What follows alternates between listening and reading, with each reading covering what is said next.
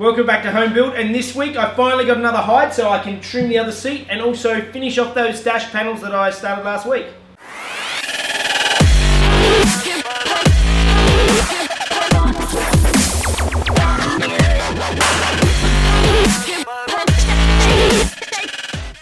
Alright, first thing I'm going to do is get stuck into this seat, and hopefully because I've got the patterns already sorted out, this should go a lot faster than the last one. So first thing to do is strip this down and start cutting out patterns.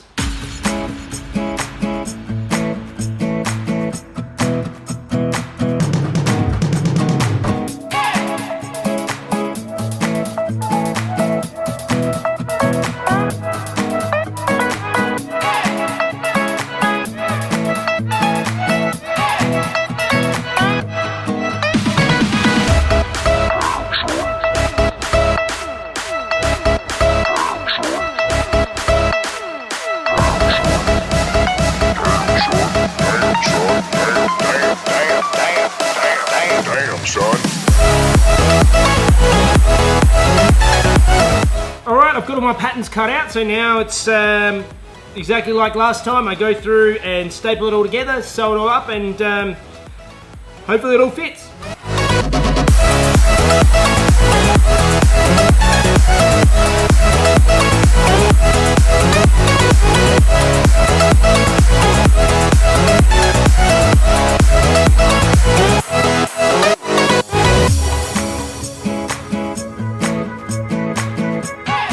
Okay, I've just sewn it all together, so now I need to try it out on my seat. I haven't got any of the Velcro bits on yet, or the double stitching or anything of that. I just want to see how it looks, just loose. Fingers crossed.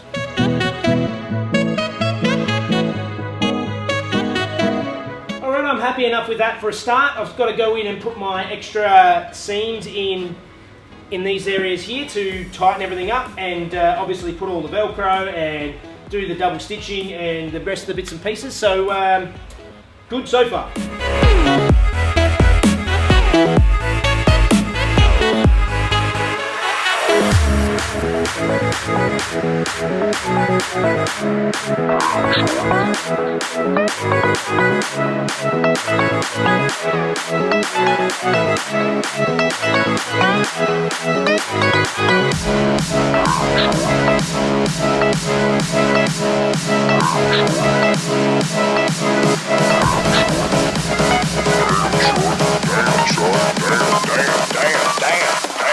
Damn, son.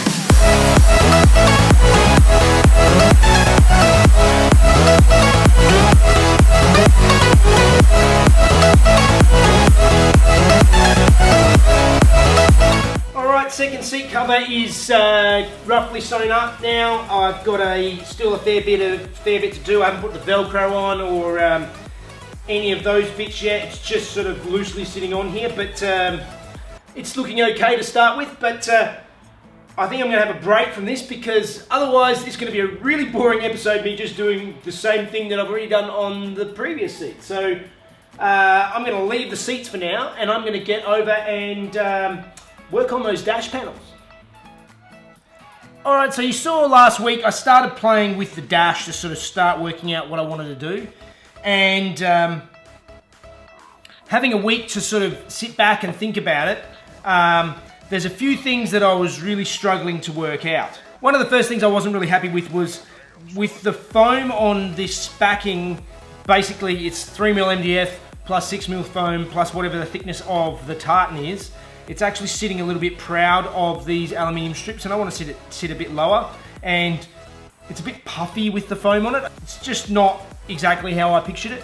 My first thought is what I'll try is I'll strip the foam off and I'll use some of the vinyl underneath. The vinyl, what I'm hoping, will give it a little bit of a softer look than just wrapping the tartan straight over the MDF. And also it should give a decent thickness compared to the size of the aluminium trim I've got.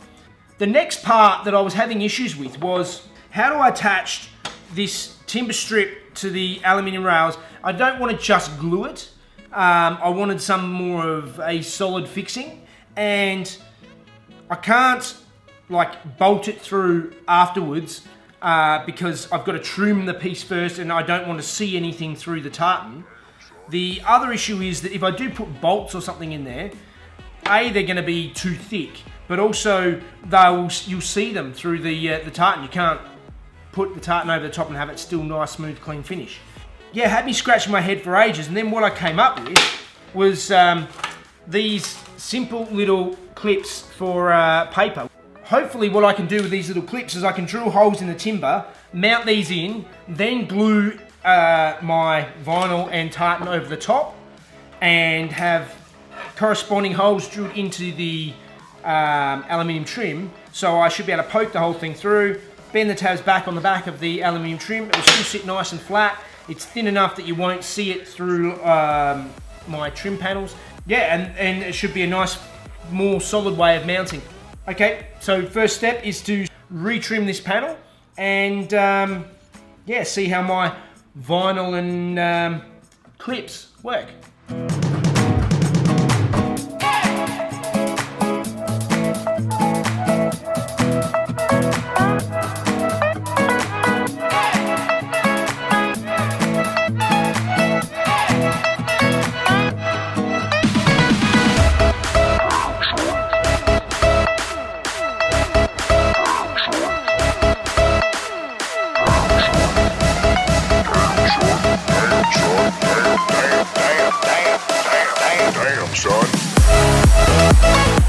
Alright, and that is looking much better. So I've used these little tabs on the back to hold it in place, and this one here I've used in place of the bolt that was in there previously.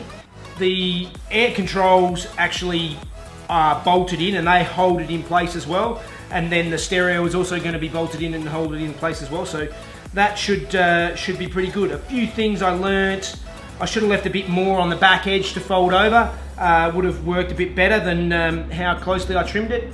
We'll see how it goes, whether I want to redo this one or if it matches in nicely with the others. Looks pretty good so far. I'll stick it in the car and then let's see how it goes.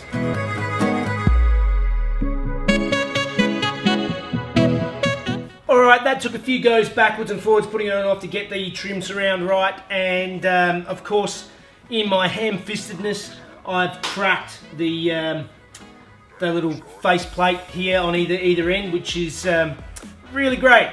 Besides the crack, it all sits nicely, it fits beautifully. So now I need to go on and make the other parts. Let's keep working on it, and I'll have to sort that out at some other time.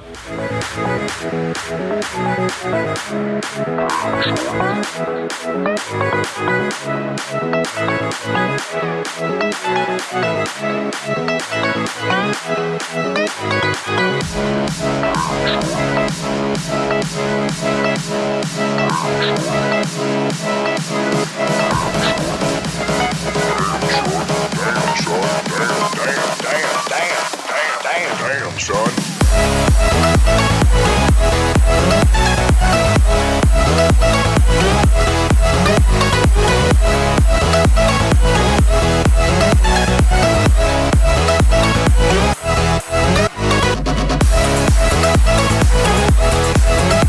Alright, I forgot to turn the microphone on again, but here are the two finished pieces and they're looking pretty good. I'm pretty happy with how they turned out actually.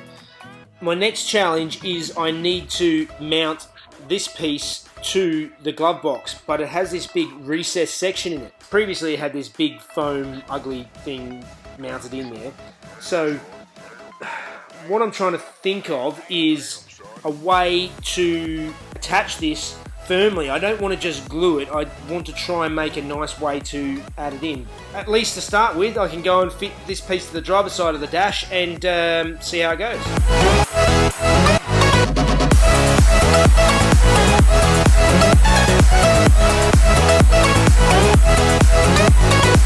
Now that I have this panel that I want to fit to the glove box, I'm happy with everything else.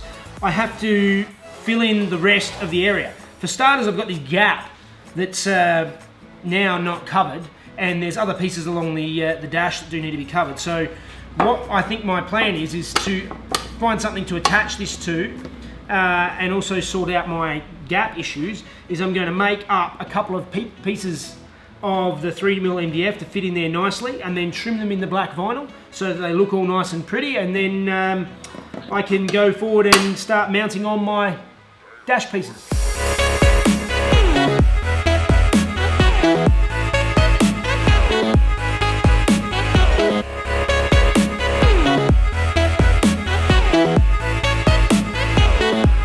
Alright, so here's my glove box lid with its recess that's already in there, and to try and get everything to fit in nicely, I've made my nice little trim panel that sits in there quite nicely. It's just the 2 bits of 3mm MDF with the vinyl on it. To get it to sit in there, because the recess is so deep, what I'm going to do is I'm going to glue in a couple of extra bits just as spacers, giving a little bit of space in behind so that I can glue everything together and it'll stay nice and solid and firm and look nice and neat. And then I can glue my dash piece over the top and we should be good to go.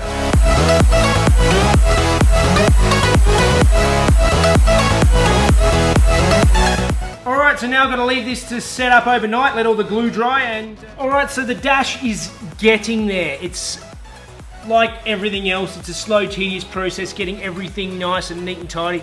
I don't know if you can see that there, but there's a big gap here that I'm going to have to make a little trim pan covered in black vinyl to sort of fill that gap, because the original trim panels, at least on this year, had pieces that came up higher.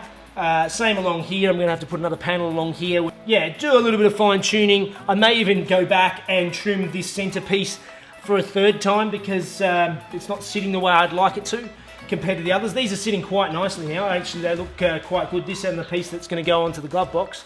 I cannot find the last trim piece for the far side of the car with this vent on it. There's a little tiny piece that sits on the far side of the glove box.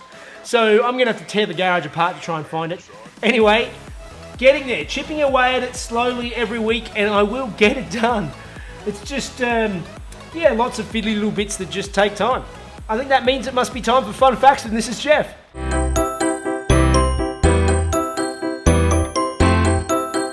This week, I thought the fun fact could be about the car that inspired this build here, the 1973 2.8 RSR. The iconic 1973 RS was actually only introduced to homologate the RSR. 500 of the RS needed to be built so that Porsche would be eligible for the new European GT Championship. In the end, there were around 1,500 RSs made, but only about 55 of these were RSRs. Up 70 horsepower to 280 with the wider bodywork, they were almost unbeatable in 1973. Alright guys, I was trying to come up with ways to make this channel a little bit more interactive, and what I've come up with that some of you might have seen on my Facebook page already is I've now got a PO box, so you guys can send me whatever you like, stickers, magnets, hate mail, whatever, and they will all be used to decorate my large toolbox in the garage. I'll open them in a new mail time segment, and hopefully you'll be able to see your contributions in future episodes of the show. That's it for this week. I, again, just tidying up little bits and pieces. I still feel like I don't get that much done, but chipping away at it gradually, and yeah, hopefully next week we can finish off those seats and finish off these dash pieces and get them out of my hair. So, as always, please subscribe to my channel, Home Built by Jeff, and you can follow me at Facebook and Instagram at the same place. See you guys. Hey guys. Iconic 1973 RS was actually only introduced to homologate. Homologate. Homologate. I want to say homologate. It's weird to know whether to put the syllable to put the stress on. It's not a word I've ever used.